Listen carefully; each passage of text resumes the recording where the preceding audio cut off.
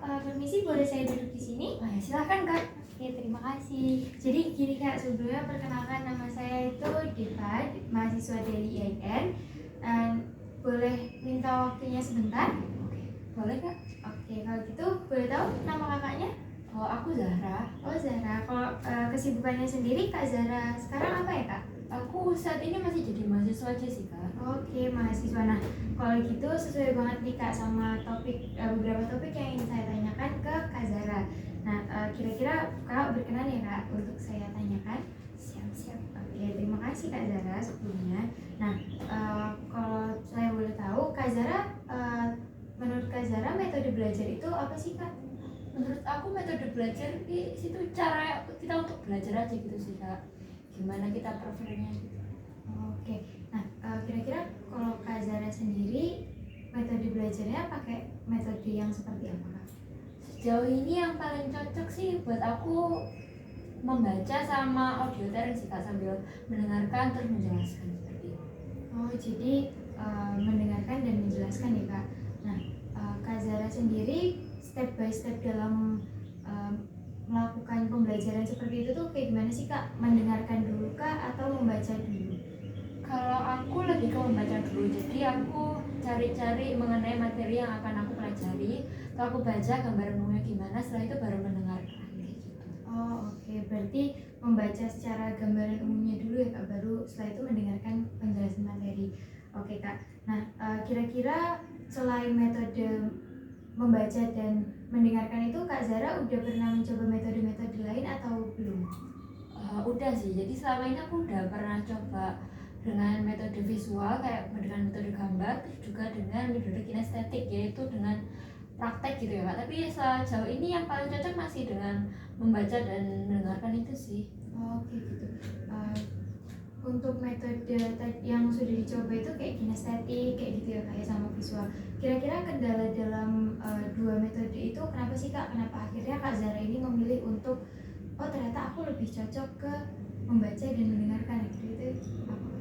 Kalau buat aku sendiri, kinestetik itu kan lebih ke praktek ya.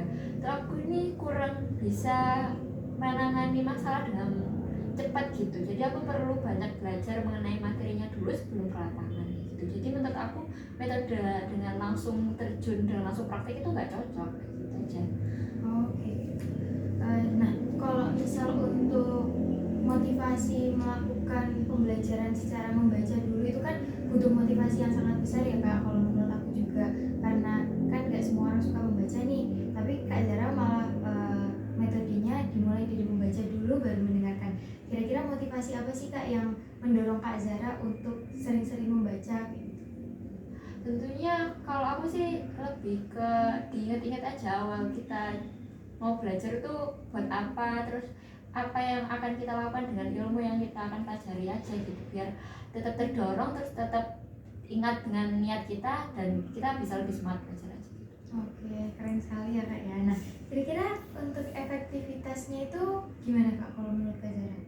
Kalau aku sih dengan motivasi yang baik itu pasti efektif, tapi kan kita masih ada malas-malasnya, ada enggak-enggaknya gitu ya. Jadi perlu banyak disiapkan, kayak misal suasananya gitu juga harus disiapkan. Nah, kalau Kak Zara sendiri, suasana yang dibutuhkan itu kayak gimana Kak? Ataukah yang sepi, yang gak ada orang, terus membaca, atau kayak harus ketemu orang banyak dulu, kayak gitu. Makanya kan biasanya banyak orang ya kayak kalau mau belajar tuh harus di tempat-tempat rame gitu, terus akhirnya semangat. Kalau Kak Zara sendiri gimana? Kalau aku sendiri lebih suka sendiri sih Kak, karena lebih fokus aja. Terus waktu membaca juga lebih suka dengan dengerin musik. Kalau sama orang-orang, kalau sedang dengerin musik kan nggak bisa diajak ngobrol ya Kak. Jadi menurut aku lebih efektif kalau sendiri.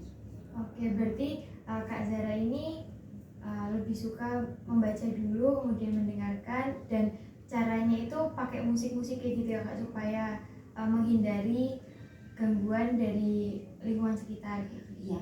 Oke, jadi terima kasih Kak Zara sebelumnya karena pertanyaan yang ingin saya ajukan sudah terjawab semua. Saya mau langsung pamit undur diri aja karena mau melakukan wawancara lagi. Kalau gitu terima kasih ya Kak atas waktunya. Saya Sama-sama. Terima kasih Kak.